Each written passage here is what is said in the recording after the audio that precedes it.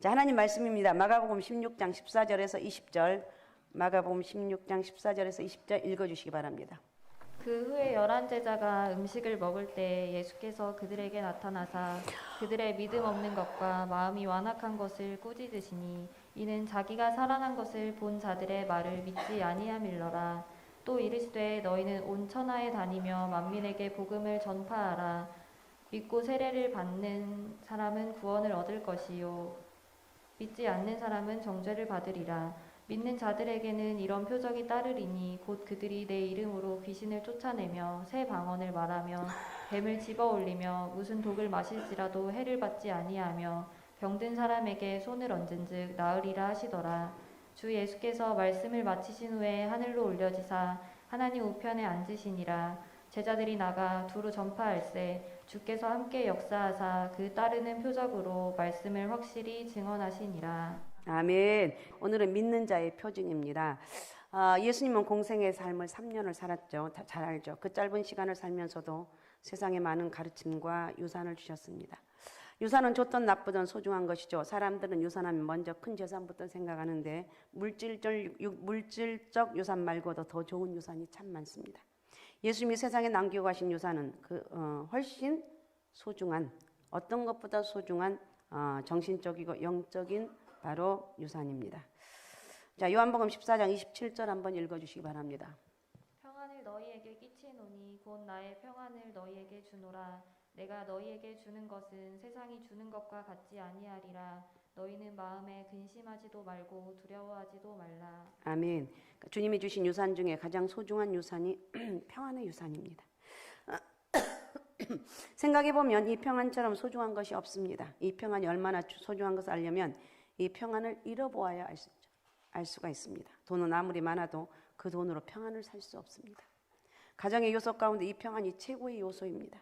이것이 없으면 그 가정은 지옥입니다.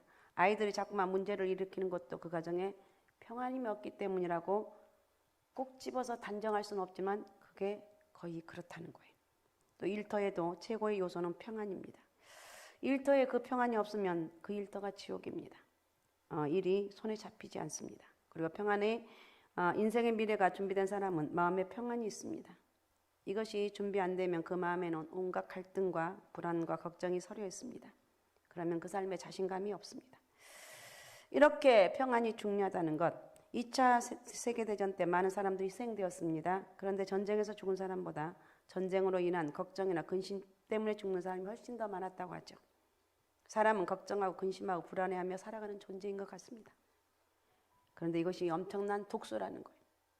사람들을 무자비하게 무너뜨리는 독소라는 거예요. 오늘 현대인들을 사정없이 죽이는 것은 암이 아니고 자동차 사고가 아니고 그것은 걱정이고 근심이고 불안이라는 거예요. 내일에 대한 염려와 걱정, 실직에 대한 불안감, 죽음에 대한 불안과 걱정, 이것이 사람을 늙게 하고 병들게 하고 사정없이 넘어뜨리고 죽이는 독이라는 거예요. 그래서 오늘 사람들은 잠을 자지 못하고 불안해합니다. 요즘 불면증이 굉장히 많죠. 자, 그래서 예수님이 이 세상의 유산으로 이 평안을 주셨습니다. 내가 너희에게 평안을 주는 이 평안은 세상이 주는 것 같지 아니한다. 마음에 근심도 하지 말고 두려워하지도 말라고 했어. 이 평안은 영적인 평안이고 영적인 고요를 말합니다. 예수님이 배 위에서 잤습니다. 거친 파도 앞에서 제자들은 두렵고 겁나서 떨고 있는데 예수님은 주무시더라고 그랬어요. 이것이 영적인 고요이고 영적 평안입니다. 또 종말 앞에서 초연할 수 있는 마음도 신앙이 주는 영적인 고요고 평안입니다. 우리 장로님 기도하셨죠. 우리가 믿음 안에 가는데 세상은 엄청난 죄와 엄청난 두려움과 이런 것들이 있습니다. 어쨌든 예수님이 십자가에 못 박혀 돌아가시고 부활하신 다음에 올라가시기 전에 우리에게 주신 최고의 유산은 평안이라고 생각을 합니다. 여러분 다 평안한 은혜가 있으시기 바랍니다. 할렐루야. 문제가 없을 수는 없지만 그 문제를 다스릴 수 있는 능력이 있으라는 거예요. 그 문제 속에 들어가지 말고 그 문제를 탁 한 발짝 뒤로 물러나서 나 너 이길 수 있어. 이거 별거 아니야. 나는 하나님이 함께하는 사람이야. 알았습니까? 종말에도 이 평안이 있어야 되는데 우리 신앙생활에도 이 평안의 은혜가 있어야 되겠죠. 이것이 주님이 주고 가신 유산입니다. 지난 주일이 부활주일이었습니다. 이미 말씀드린 것처럼 부활절은 부활신앙을 회복하는 기회로 부활절만 딱 지키고 지나가면 안 됩니다. 계속해서 부활신앙을 유지하고 부활의 주님과 동행해야 됩니다. 그런 점에서 매 주일이 부활주일이에요. 그래서 제가 부활절 후에 어떻게 할 것인가 이 부분을 생각하려고 오늘 이 말씀을 드리는 것입니다. 잘 아시는 대로 구약시대 때는 안식일, 토요일을 지켰습니다. 지금도 유대인들이나 안식교도들은 안식일을 고집을 합니다. 그러나 성경을 보면 그렇지 않아요. 신약시대 정확히 말하면 예수님이 부활하신 후부터는 안식일이 주일로 대체됩니다. 왜 그렇습니까? 안식일은 창조 기념일. 반면 주일은 예수님의 십자가 부활을 통한 구원 기념일. 알았습니까? 자, 다시 안식일은 무슨 기념일? 창조 기념일. 창조 기념일. 그 다음에 주일은 구원 기념일. 알았습니까? 태초에 하나님이 인간을 선하게 창조하셨습니다. 원창조입니다. 이것을. 그런데 하나님을 배반하고 죄인이 되었습니다. 죄의 싹성 영원한 사망합니다. 그래서 하나님이 십자가 대속을 통해서 죄를 사하시고 부활을 통해 새 생명, 영생을 주셨습니다. 그래서 재창조라고 부릅니다. 그러니까 부활은 재창조이고 따라서 예수님이 부활하신 날이 굉장히 중요하다는 것입니다. 예수님은 금요일에 십자가에 달리시고 안식 후 첫날, 즉 주일에 부활하셨어요. 이날을 성경에서 주일이라고 그럽니다. 자, 계시록 1장 10절을 읽어주시기 바랍니다. 주의 날에 내가 성령에 감동되어 내 뒤에서 나는 나팔소리 같은 큰 음성을 들으니. 예, 나팔소리 같은 큰 음성을 들었다고 그래서 주의 날에 그랬습니다. 주의 날에. 그러므로 우리는 매 주일을 맞이할 때마다 우리 인간의 죄를 담당하고 십자가에 죽었다가 부활하신 예수님을 찬양하고 경배해야 되는 거예요. 그런 뜻에서 매 주일이 부활주일이라고 말씀을 드리는 것입니다. 그래서 다시 한번 오늘 부활하신 예수님을 찬양하고 부활 신앙을 다시 점검하는 거예요. 어떤 상황 가운데서도 나는 흐트러지지 않는 영적 믿음. 여러분 주일을 지키는 거 대충 지키신 분들도 있는데 이렇게 주님은 생명을 아낌없이 주시면서 우리를 죄를 대속해 주시고 부활하셨는데 너무나 당연한 거예요. 너 주일 지키라는 거 너무나 당연한 거예요. 죄에서 저주에서 우리를 구원하셨는데 그런데도 사람들은 그것을 이해를 못합니다. 이해를 못한다고 해야 되겠죠. 부활 신앙의 내용이 세 가지를 말할 수 있는데 예수님 부활의 역사성이고 성도 부활의 미래성이고 예수 임재 현재성입니다.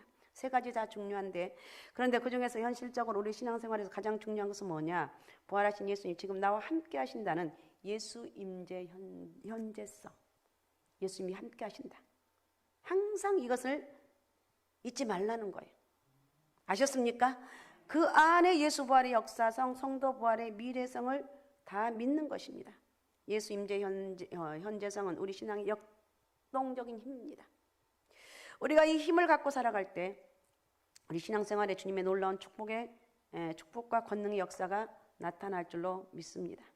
자, 우리 그러면 첫 번째 우리 말씀을 생각해 보면 믿는 자 누구를? 살아계신 예수를 믿는 자입니다. 본문은 예수님께서 부활하신 후 승천하시기까지 이를 간략하게 요약합니다. 예수님은 부활하신 후 제자들을 비롯한 많은 사람들에게 수차례 나타나셨어요. 그러므로서 주님이 십자가에 죽었다가 부활하심을 확인시켜주는 거예요. 내가 십자가에 죽었다가 부활한 거야. 확인시켜주는 거예요.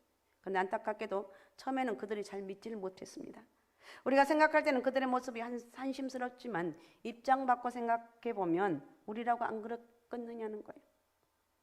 죽은 자가 어떻게 살아났냐고. 금세 보고 나서도 헛것을 본 게 아닌가 하는 의심이 생길 수밖에 없었습니다. 예수님은 그들의 불신을 책망합니다. 14절을 읽어주시기 바랍니다. 14절. 그 후에 11 제자가 음식을 먹을 때에 예수께서 그들에게 나타나사 그들의 믿음 없는 것과 마음이 완악한 것을 꾸짖으시니 이는 자기가 살아난 것을 본 자들의 말을 믿지 아니함일러라. 아멘. 여기서 우리는 믿는다는 것이 얼마나 어려운지 그리고 중요한지를 새삼 인식하게 됩니다. 아무리 예수님께서 부활하셨어도 사람이 믿지 않으면 그 사람에게는 부활이 전혀 상관없고 의미가 없다는 것입니다. 그래서 중요한 건 각자 믿음이 중요해. 나는 우리 엄마 아빠 때문에 우리 엄마가 새벽 예단 열심히 쌓고 기도하기 때문에 난 천국에 천만의 말씀이라는 거예요. 개인적인 하나님과의 개인적인 만남이 있어야 돼. 믿으라는 거. 만남보다 믿으라는 거. 이미 예수님이 부활하신 후 2000번의 부활절이 2000번이 넘는 지금 2023년 부활절이 지나갔지만 믿지 않는 사람에게는 아직도 부활절이 오지 않은 거예요. 여러분 어떻습니까? 예수님의 부활을 정말 믿으십니까? 예수님의 부활을 정말 믿습니까? 네. 만일 교회에 나오는 사람이라 하더라도 심지어 오랫동안 다녔다 하더라도 예수님의 십자가 부활을 믿지 않으면 아직도 성전뜰만 밟고 있습니다. 부활하신 예수님은 분명히 말씀하셨습니다. 믿는 자만이 구원을 받는다. 16절을 한번 읽어주십시오. 16절. 믿고 세례를 받는 사람은 구원을 얻을 것이요 믿지 않는 사람은 정죄를 받으리라. 네, 믿는 사람이 구원을 받을 거라고 그랬습니다. 십자가 한 편의 강론처럼 세례받지 않고도 분명히 믿음만 있으면 구원받고 천국 간다는 것입니다. 물론 기회가 되면 우리는 믿고 세례까지 받아야 됩니다. 어쨌든 이 사람은 왼편 강도는 여전히 자신의 죄로 인해서 죽을 수밖에 없었습니다. 심판받고 영원한 지옥으로 갈 수밖에 없었지만 오른편 강도는 예수 그리스도를 영접했기 때문에 내가 올라와 함께 낙원에 있으리라고 하나님의 음성을 듣습니다. 주님의 음성을 듣습니다. 믿는 자만이 예수님이 대신하여 죄를 담당하시고 대신 심판받으셨기에 죄와 사망에서 구원받고 심판을 면제받을 수가 있습니다. 그래서 성경은 믿는 자에게 주어지는 축복을 뭐라고 말하는가? 요한복음 1장 12절을 읽어주십시오. 영접하는 자 곧 그 이름을 믿는 자들에게는 하나님의 자녀가 되는 권세를 주셨으니. 아멘. 영접하는 자 곧 그 이름을 믿는 자에게는 자들에게는 하나님의 자녀가 되는 권세를 주셨다고 말하고 있습니다. 믿는 자는 하나님의 자녀가 됩니다. 신분이 바뀌어요. 자, 요한복음 5장 24절에 읽어주세요. 내가 진실로 진실로 너희에게 이르노니 내 말을 듣고 또 나 보내신 이를 믿는 자는 영생을 얻었고 심판에 이르지 아니하나니 사망에서 생명으로 옮겼느니라. 아멘. 믿는 자는 이제 소속이 달라집니다. 우리 문구자 우리 성도님이 오셨는데 이제 예수 그리스도를 받아들이면 소속이 바뀌어져요. 마귀의 마귀의 자녀였던 마귀의 자식이었던 내가 예수 그리스도를 내가 믿게 되면 하나님의 자녀가 돼요. 마귀란 말만 들어도 기분 나쁘잖아요. 그래요, 안 그래요? 마귀란 말만 들어도 기분 나쁜데 우리는 하나님의 자녀가 돼요. 심판받지 않고 새 생명 가운데 살아갑니다. 이제 부활하셔서 살아계시는 예수님과 함께 산다. 이제 다시 죽을 일이 없습니다. 육신의 죽음은 지상에서 천국으로 이상하는 것에 불과합니다. 예수님 부활하신 후 살아계십니다. 오늘 본문에 보면 19절을 읽어주시기 바랍니다. 19절. 주 예수께서 말씀을 마치신 후에 하늘로 올려지사 하나님 우편에 앉으시니라. 아멘. 천국에 들어가 하나님 보좌에 계신 주님을 모습을 말씀하고 있습니다. 그러나 그것은 한정된 것이 아닙니다. 그분이 보내신 성령님을 통해서 여기에도 계시는 거예요. 예수님 십자가에 지시기 전날 밤 성령에 관한 말씀을 했습니다. 요한복음 14장 16절을 읽어주세요. 내가 아버지께 구하겠으니 그가 또 다른 보혜사를 너희에게 주사 영원토록 너희와 함께 있게 하리니. 아멘. 지금 여전히 나와 함께 하신 예수 그리스도 성령으로 나와 함께 하신다는 거 잊지 마시기 바라고, 이 성령님이 여러분 가운데 절대 떠나지 않도록 죄 짓지 말고, 그 죄를 안 지을 수 없지만 그럼 빨리 회개하라. 빨리 회개. 하나님, 내가 또 이런 죄를 지었습니다. 내 세상에 살다 보면 다 잊어먹고 살잖아요. 교회 와야 그냥 조금 내가 뭔가 좀 마음이 감동도 되고 회개할 여유가 생기지. 자, 어쨌든 우리는 예수 그리스도와 늘 동행한다는 것, 성령이 늘 나와 함께한다는 것을 잊지 마시라는 거예요. 예수님의 성령을 통해 우리 가운데 계신다는 말씀을 이해하기 위해서 이런 이해를 한번 들어봅니다. 우리는 휴대폰 갖고 있죠. 여러분 옛날에 이게 있었습니까? 없었죠. 얼마나 신기한지 몰라요. 특히 로밍을 하면 멀리 외국에서도 통화가 가능해요. 마치 옆에 있는 것처럼 생생하게 대화할 수가 있습니다. 화상통화까지 하고 있어요. 인간의 재주로 전파를 통해서 이런 신기한 일들이 가능한데 하나님의 아들이 성령을 통해 가까이 우리에게 오지 못하시는 게 뭐가 있겠느냐는 거예요. 그러니까 내 머리의 한계를 깨뜨리라는 거예요. 하나님이 나와 함께한다는 이 사실을 믿게 되면 하나님께서 은혜도 주시고 지혜도 주시고, 알았습니까? 하나님이 주신 지혜로 살아가시기 바랍니다. 예수님은 성령을 통해서 우리와 함께 해주시되 아예 우리 안에 들어와 계신다고 말하고 있는데, 자, 로마서 8장 9절하고 14절입니다. 만일 너희 속에 하나님의 영이 거하시면 너희가 육신에 있지 아니하고 영에 있나니 누구든지 그리스도의 영이 없으면 그리스도의 사람이 아니라 무릇 하나님의 영으로 인도함을 받는 사람은 곧 하나님의 아들이라. 아멘. 이런 걸 가리켜서 성령의 내주라고 부릅니다. 우리는 성령이 내주하는 사람입니다. 알았습니까? 나는 성령이 내주하는 사람이다. 나는 성령님이 함께하는 사람이다. 이걸 잊지 말라는 거예요. 우리 몸을 성전 삼고 아파트 입주해서 거주하신다는 거예요. 그래서 예수님의 별명이 임마누엘입니다. 하나님이 함께 하신다는 뜻으로 예수님 우리와 함께 하시는 하나님임을 나타내는 이름입니다. 예수님의 이 세상 육신을 입고 오셔서 함께 해주셨는데 부활 승천 후에는 성령을 통해서 우리와 함께 하시는 거예요. 알았습니까? 성령을 통해서 함께 하는 거예요. 영원히 부활하신 주님은 여전히 살아계십니다. 영원히 특별히 이곳에 와 계십니다. 나와 함께 계십니다. 이 사실 잊지 마시기 바랍니다. 나는 누구냐? 예수쟁이입니다. 나는 누구냐? 하나님이 함께하는 사람입니다. 나는 누구냐? 어떤 상황 가운데서 우리 주님의 은혜가 함께하기 때문에 나는 결코 낙심하거나 좌절할 이유가 없습니다. 힘을 얻고 살아가는 거예요. 아셨습니까? 자, 그러면 두 번째 믿는 자의 표징, 살아계신 예수님이 함께하는 증거를 한번 보면 자 17절을 읽어주시기 바랍니다. 믿는 자들에게는 이런 표적이 따르리니 곧 그들이 내 이름으로 귀신을 쫓아내며 새 방언을 말하며. 표적은 표징이란 말과 동의어인데 드러나는 증거, 사인이란 말과 같습니다. 이런 말이 있습니다. 사랑과 냄새를 숨기지 못한다고 그런 말 들어보셨습니까? 연애하는 사람 뭔가 모르게 티가 나죠. 냄새를 안 풍기려고 노력해도 나오게 돼 있어요. 마찬가지로 믿음도 숨기지 못합니다. 참 믿음은 살아계신 예수님이 함께하는 거예요. 예수님이 나와 함께 계시는 증거가 나타나는데 그러면 그 증거들이 어떤 것인가 5가지로 짤막짤막하게 한번 살펴보는데 첫 번째 영적 권세 17절 다시 한번 읽어주십시오. 믿는 자들에게는 이런 표적이 따르리니 곧 그들이 내 이름으로 귀신을 쫓아내며. 거기까지. 그들이 내 이름으로 귀신을 쫓아내며 빛이 임하면 어둠이 물러가는 거예요. 아무리 어둠 깜깜한 지하에 가서 이 어둠아 물러가라 해도 안 물러가요. 그런데 불을 켜면 다 물러가는 거예요. 마찬가지로 예수님을 모신 사람이 이 악한 영을 쫓아내는 권세가 있습니다. 그런데 이렇게 사람이 내면에 들어가 진치고 있는 소위 귀신 들림의 상태가 아니라 귀신은 인간의 생각과 감정들을 통해서 교묘하게 활동을 합니다. 우리에게 걱정, 근심, 두려움, 미움 이런 부정적인 생각과 감정을 유발시키고 충동질해요. 야, 너 믿는 사람 맞아? 야, 너 지금 망하게 됐는데 괜찮아? 견딜 수가 없어. 그래서 스스로 잘못된 길로 빠지게 만드는 거예요. 그러나 우리가 예수님이 함께함으로 예수의 이름으로 기도함으로 이런 것들을 이기고 승리할 수가 있습니다. 이런 것들은 비단 개인적 차원에서만 일어나는 게 아니라 지역적으로, 사회적으로, 국가적으로, 민족적으로 일어납니다. 우리는 내가 정말 예수 믿는 게 얼마나 귀한 것인지, 그죠? 내가 정말 예수 그리스도를 나의 주님으로 모시고 사는 게 얼마나 큰 것인지 이걸 우리는 오늘 다시 한번 깨닫게 되는 거예요.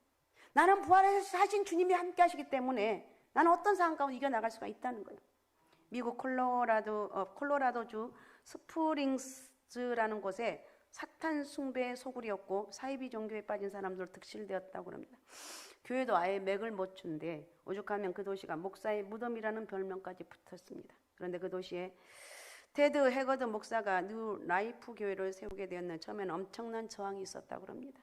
칼을 들고 찌르려고 달려드는 사람도 있었고 밤마다 협박 전화에 쌓였고 사탄 숭배자들이 개와 고양이 소포를 보내는 등 괴로움이 많았습니다.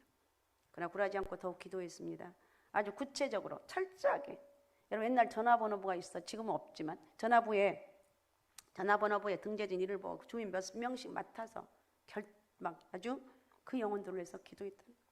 그 결과 도시의 범죄율이 떨어지고 사탄 숭배자들이 떠나가고 교회는 부흥해서 4,000석 규모의 교회가 되었고 1만 명이 넘는 교회가 되었다는 것. 그리고 80개가 넘는 기독교 단체의 중심 도시가 되었다는 거예요. 어쨌든 부활하신 주님과 동행하게 되면 이런 영적 권세가 있다는 것을 잊지 말라는 거예요. 나는 누구냐? 부활하신 주님이 함께하는 사람이다. 알았습니까? 다시 한번 여러분 집에 가셔서 나는 누구냐 한번 생각해요. 절망 중에 있다면 나는 누구냐? 하나님이 함께 부활하신 주님이 함께하는 사람이라는 거예요. 그 다음에 17절 새 방언을 말하며 그럼 마지막 부분에 예수님이 함께 하시면 새 방언을 말합니다. 성경에 나온 방언은 두 가지인데 외국어 방언이죠. 사도행전 2장에 보면 오순절 성령 강림 시에 성령 충만 받은 사람들이 방언을 합니다. 제자들이 사람들 앞에 나가 복음을 증거하는데 각 지역과 나라의 방언으로 전파하는 거예요.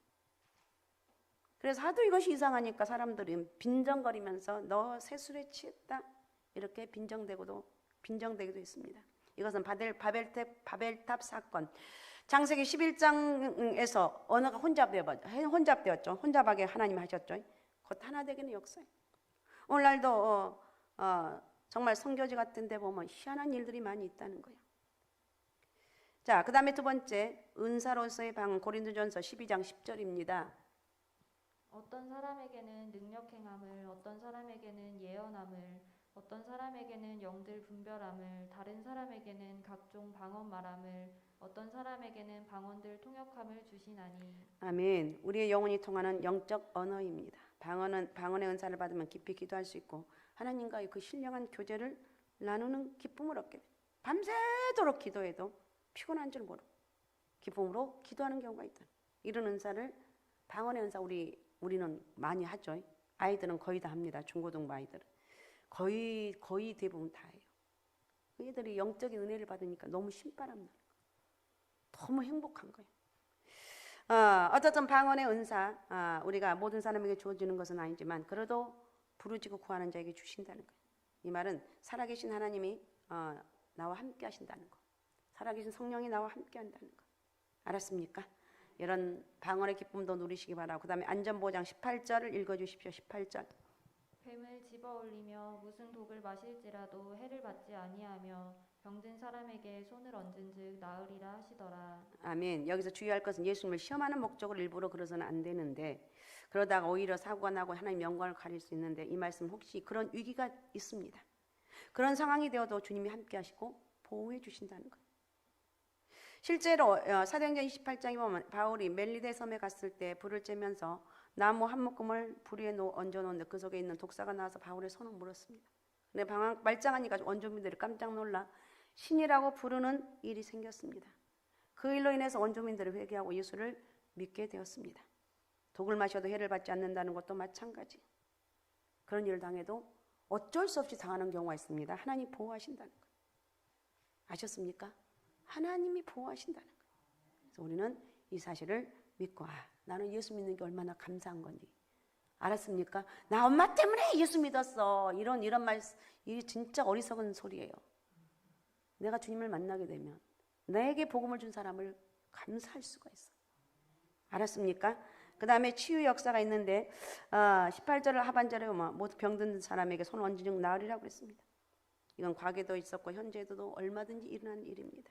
예수 그리스도 이름으로 안수하면 치유의 역사가 일어나는 거예요. 목사님들 중에 옛날에는 이런 분들이 참 많아서 폐병 있죠. 폐병. 그때는 약도 시원치 않아서 각혈하며 죽어간 일이 비일비재했는데 그럴 때 기도함으로 치유받고 목회자가 된 분들이 상당히 많다는 거예요. 오늘날 의학이 발달되었지만 의료적인 치료를 받아도 결국 고쳐주신 분은 하나님이기 때문에 중요하다는 거예요. 똑같은 약을 먹어도 수술을 받아도 기도하며 살아계신 하나님이 의지하면 고쳐주시는 역사를 경험하게 된다. 알았습니까? 이런 치유의 기적을 믿으시고 정말 자신을 위해서 또 남을 위해서 이런 표적을 믿고 여러분 한번 경험도 해보시라는 거예요. 이런 말씀을 때 하나님 나에게도 한번 경험 좀 해주세요. 내가 한번 누구를 위해서 기도해 보는데 고쳐주세요. 하여튼 그렇게 하는 거예요. 그 다음에 다섯 번째 복음 증거 15절을 하고 20절 놔두세요. 15절 20절에 보면 온천에 다니며 만민의 복음을 전파하라 그랬어요. 그래서 20절을 읽어주세요. 제자들이 나가 두루 전파할세 주께서 함께 역사하사 그 따르는 표적으로 말씀을 확실히 증언하시니라. 아멘. 주님이 함께하는 가장 큰 증거는 전도입니다. 전도. 주님을 자랑하는 거예요. 연애할 때 여러분 자랑하잖아요. 나 누구를 뭐 한다. 이게 숨길 수가 없는 거예요. 예수 그리스도를 온전히 믿고 주님이 나와 함께하면 자랑하게 돼. 예수 믿으라고. 자, 어떻든 우리는 이렇게 예수 그리스도를 믿고 하나님을 의지하며 살아가는 사람들. 나는 누가 뭐래도 예수쟁이입니다. 나는 누가 뭐래도 예수님 때문에 행복합니다. 예배 드리는 것이 행복하고 기도하는 것이 행복하고 하나님 봉사하는 것이 행복하고. 알았습니까? 자, 어떻든 여러분 예수님이 부활하셔서 늘 살아계심을 우리는 믿습니다.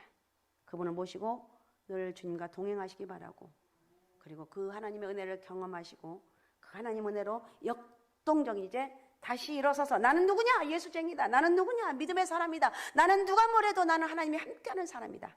이 믿음으로 성령의 은혜로 인해서 기쁨의 은혜가 크게 임하시기 바라고 오직 예수 오직 믿음 오직 성령 충만함으로 많은 사람들에게 기쁨을 나눠주는 저와 여러분이 되시기를 바랍니다. 할렐루야. 이렇게 닭도 주고 이렇게 하는 게 이게 기쁘니까 하는 일이지. 그렇죠? 이게 하나님 은혜라는 거죠. 이 말씀 생각하면서 우리 같이 기도하면 좋겠습니다. 하나님, 정말 주님, 나에게도 이 부활의 주님이 함께한다. 내가 예수 믿는 것이 얼마나 큰 축복인지를 그동안 몰랐는데 하나님 감사합니다. 예수 믿는 자의 표징, 평안의 은혜가 있게 도와주신 것 감사하고 나를 통해서 복음의 역사가 이루어지길 원합니다. 큰 전도의 역사가 이루어지게 도와주옵소서. 우리 주여 3번 부르고 우리 같이 기도하겠습니다. 주여, 주여, 주여.